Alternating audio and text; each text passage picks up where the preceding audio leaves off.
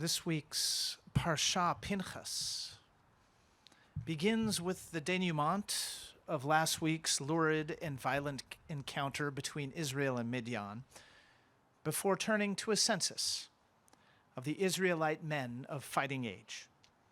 Each male is counted and then assigned a hereditary portion in the land of Israel. And afterwards, Moses is meant to anoint his successor Joshua to take the Israelites forward into the land of Israel. But before Moses can proceed, he, along with Eleazar the high priest, the tribal chiefs, and the entire congregation of Israel, are approached by a group that was not counted. Machlah, Noah, Hoglah, Milcah, and Tirzah, the 5 daughters of Tzelophechad. They reveal that their late father left behind no sons and ask Moses to award them a hereditary portion of land in his name, lest his name fade from the memory of the people.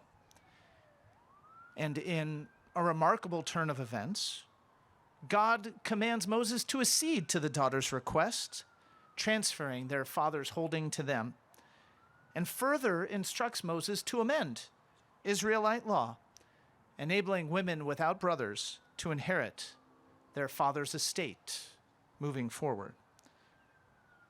And it's worth noting just how transformational this passage actually is. Moses has just completed a census of all Israel, and there is absolutely no mention of Machlah, Noah, Hoglah, Milcah, or Tirzah. Why is there no mention of them? Because they don't count. They're women. Before they approach Moses to present their case, they don't matter. Like all unmarried daughters without an older brother, they are to be left penniless, forced to marry as quickly as possible for economic security. But now, the law recognizes them. They count.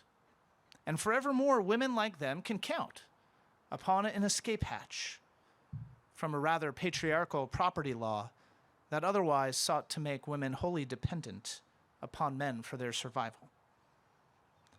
Benefactors of this particular ruling include the Shunammite, patron of Elisha the prophet in the book of Kings, as well as Naomi in the book of Ruth, each of whom exercises some degree of independence through her own inheritance. But how do we reach this transformative moment, one that provides these women, as well as others in such dire circumstances, with the economic independence they need? The Midrash imagines Machlah, Noah, Hoglah, Milcah, and Tirzah preparing for their conversation with Moses and the tribal chiefs. And during their preparations, they remark that while men only consider the needs of other men, the Holy One of blessing, who spoke and created the world, shows steadfast love to every living creature and compassion to all who need it, as illustrated in the Psalms. Noten lechem lechol basar, ki leolam chasto. The steadfast love of the one who sustains all flesh is eternal.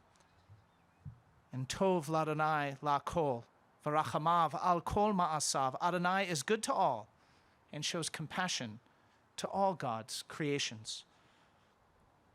Machlah, Noah, Hoglah, Milcah, and Tirzah, the 5 daughters of Tzelophechad, aren't appealing to Moses or Eleazar or the chieftains or the community.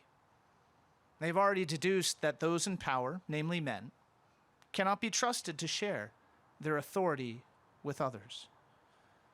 Rather, their appeal is meant for the source of love and compassion for all life, the source that instinctively understands that all humanity is created in the divine image and deserving of dignity, the source that recognizes that everyone must count, that everyone must matter, regardless of their gender or their orientation or their nationality, or their ethnicity, or their religion, or their race, or any other false distinctions we humans create in order to control or enslave others.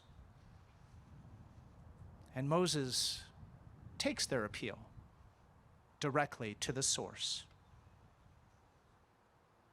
So why can't we?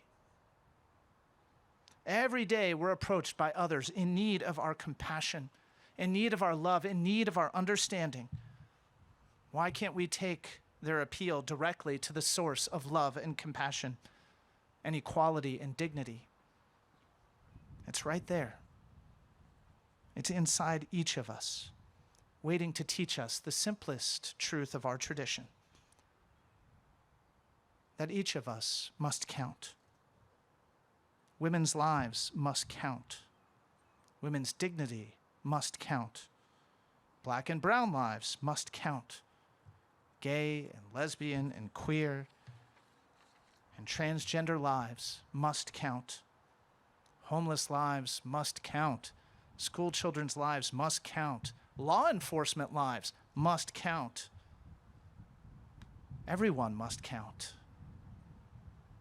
And it's our obligation to make sure they do. Because as Mochla, Noah, Chogla, Milka, and Tirza already understood, and as Moses quickly learned, there can be no other truth when we consult the source of love and compassion, the source of truth. Shabbat Shalom.